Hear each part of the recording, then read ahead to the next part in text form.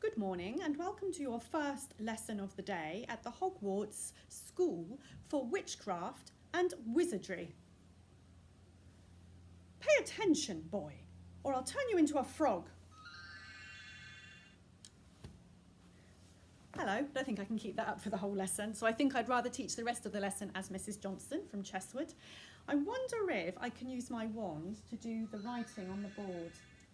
Don't think it's going to work, so I think I'm going to have to write it by hand the old-fashioned way, the muggle way. We are muggles after all, aren't we? So the first thing you're going to be doing in your Harry Potter writing lesson today is your nasty writing as normal. And what I've done is I've put a photograph of Diagon Alley from Harry Potter. Now if you don't know, we're going to be finding out more about this tomorrow. But Diagon Alley is where Harry Potter and his friends have to go before they go back to school each year. And that's where they buy all their school equipment, their magical things that they need to go to Hogwarts. So they don't go to W.H. Smith's or the Works or TK Maxx, wherever we go. They go to Diagon Alley. And it's quite hard to see on the board in the video, but you should be able to see it a bit more easily if you open up the nasty writing task on the webpage. There's a big photograph here of Diagon Alley. So even if you've never seen the film or read the book, hopefully the picture will give you lots of ideas for your nasty writing. So you need to write 3 or 4 sentences, and each sentence needs to start with an expanded noun phrase to describe Diagon Alley. What's an expanded noun phrase?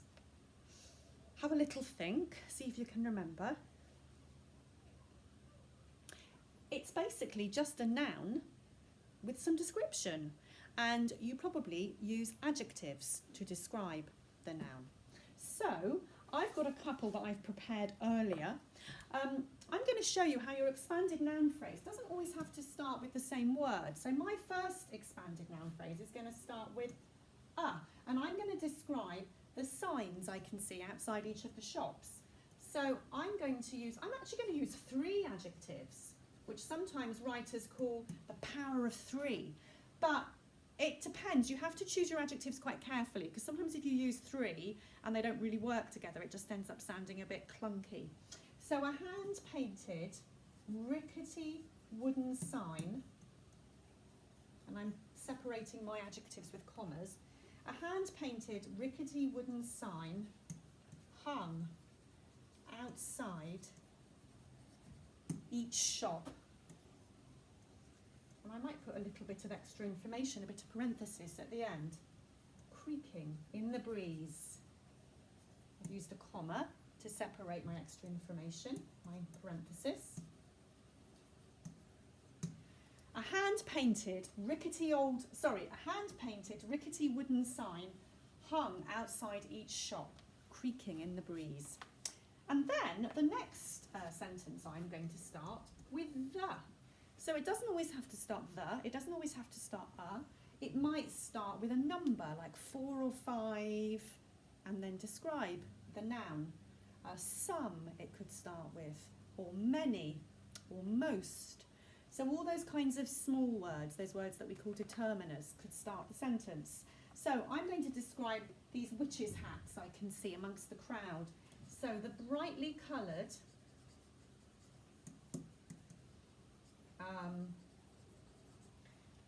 pointed, and I'm just going to use 2 adjectives here because it's quite long already and it might sound a bit artificial if I try and put 3 in. Witches' hats. And then I think they might be sort of bobbing up and down. Bobbed up and down. Bobbed up and down. I'm going to use an I saw a wub there, a subordinating conjunction, as the groups of women. I don't want to say witches again, so I'm going to use the word women. It's a nice synonym. As the groups of women chatted. And they look like they're laughing to me, and laughed. I'm just going to put laughed there. The brightly coloured, pointed witches' hats bobbed up and down as the groups of women chatted and laughed.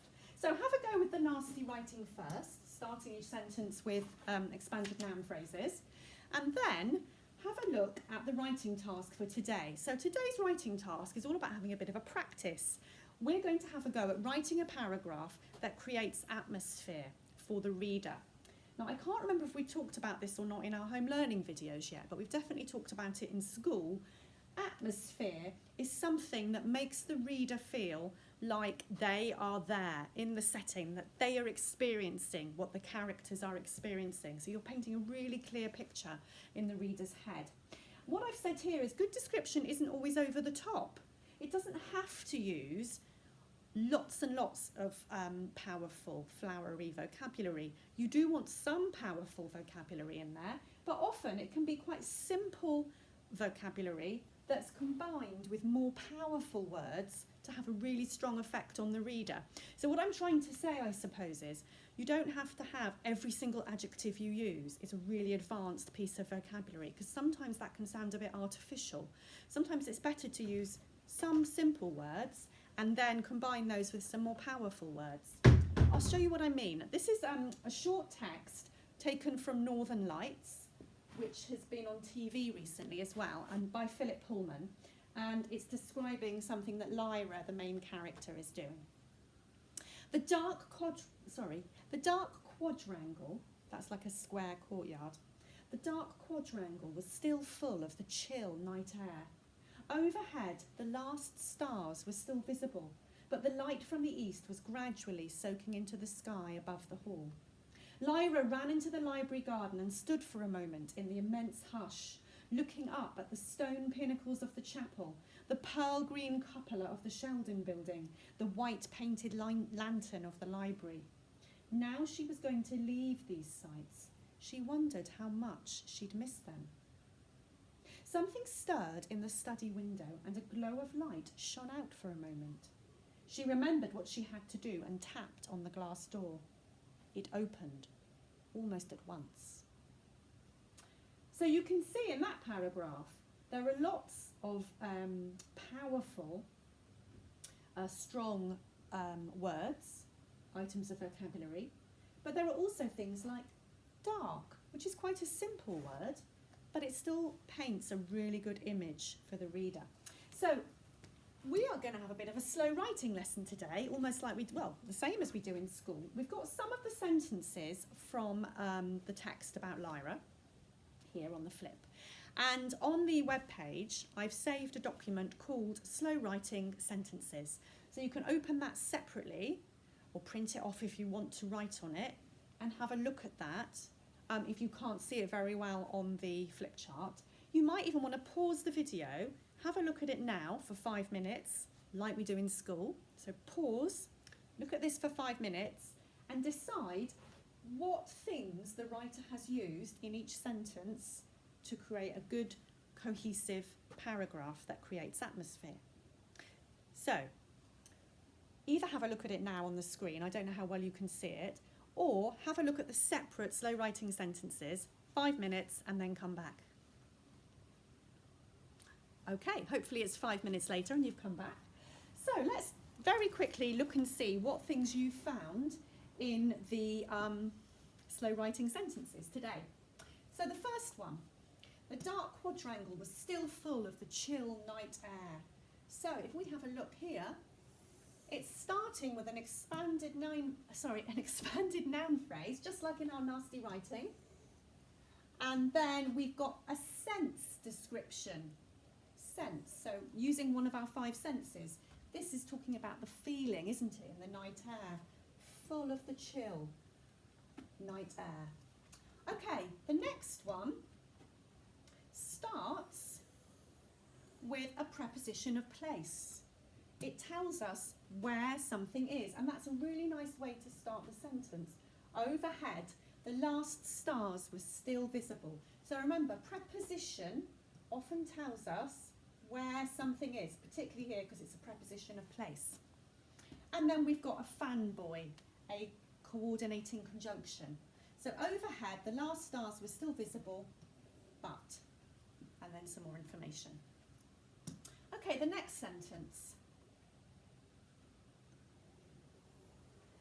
So we've got another sentence which is describing something to do with our senses, and we've got some parenthesis at the end. So let's see if we can find the sense description first. Lyra ran into the library garden and stood for a moment in the immense hush. Oh, okay, yes, so this is our sense of hearing, isn't it, about what we can hear. And then here's our parenthesis with a comma, looking up at the stone towers of the chapel.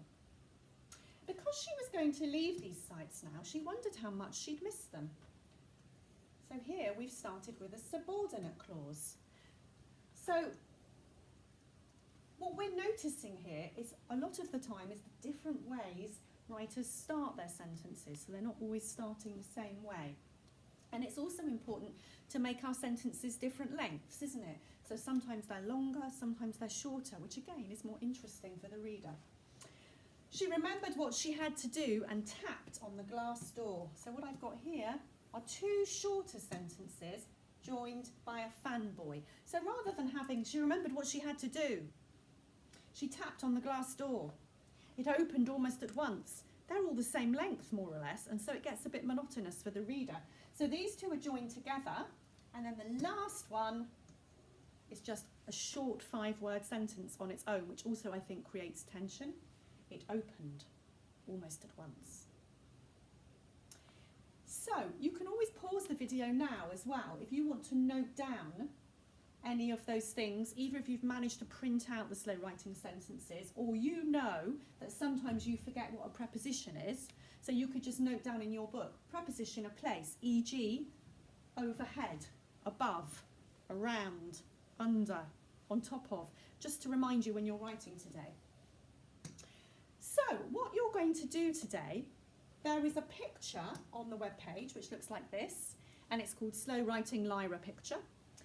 And there is some success criteria on the website as well, and it's called Slow Writing, you guessed it, success criteria, just like we use in school. And you are going to write some sentences about Lyra in this picture. The picture is much bigger on the webpage, so you'll be able to see it okay. And use the success criteria to help you to write these great cohesive sentences. So I'm just going to show you what I might do to get started. In fact, I'm going to show you, I've just remembered, I'm going to show you with a different picture about Lyra. So use my ideas if you want to, but you're going to be describing the picture that's on the webpage. So I've got a different picture about Lyra here, but it's from the same book. So I've got to start with an expanded noun phrase and some sort of sense description. So I'm going to describe this massive mountain, because that's nice and easy. An immense snow-capped mountain. Right, so there's my expanded noun phrase, so I might tick that off as I go. Remember, you don't need to write the numbers here. We're going to write a paragraph. An immense snow-capped mountain reared above Lyra.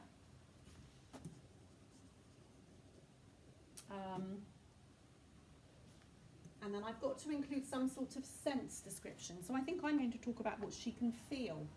She could feel its chill. It's sort of, for me, it's like giving off cold. So I could put cold there. And she could feel its chill, and I'm going to put from afar, because she's quite a long way from it, really. Now, I'm just going to move my conjunctions out the way a little bit, because my sentence just needs to carry on here. Number 2, so I've done that. Number 2, start with a preposition of place and a fanboy. So I'm going to describe the ships she can see around her. All around her, so around her is my preposition, but I've decided to put all first, just to give it some real emphasis. All around her were grey ships. Maybe later I could add in some extra description there, what kind of grey. All around her were grey ships, and then I need a fanboy, don't I? So I'm just going to use and. That's a fanboy, isn't it? Yes. And, oh, I'm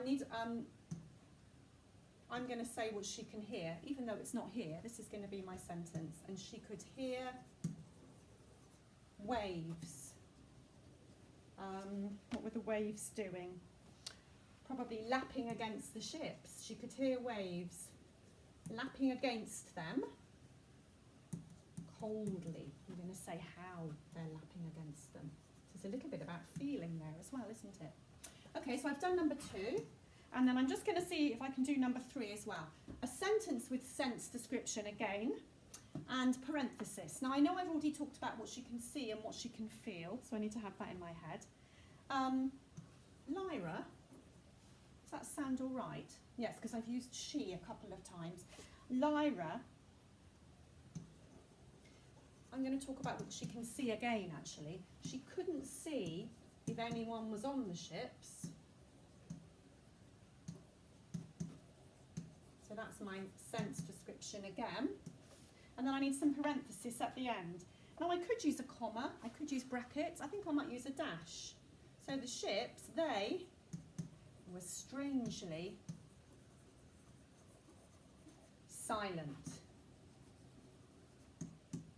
Okay, and then I would carry on to number 4. So really, you're writing 6 sentences which combine to make a paragraph. Now, use the photo I've given you on the website. If it's challenging for you to use this photo and get started, I don't mind if you want to pause the video and use this video, because you can then magpie a few of my ideas. But that's really only if you feel you're going to struggle to start this one on your own. But really, the ideal is for you to have a go at talking about this photo on your own. Okay, I hope you have fun with that today. It was a bit of a longer video today because slow writing takes a bit more explanation, but I wouldn't want you to get started and not really know what you were doing. So have fun with that today, and I'll see you tomorrow.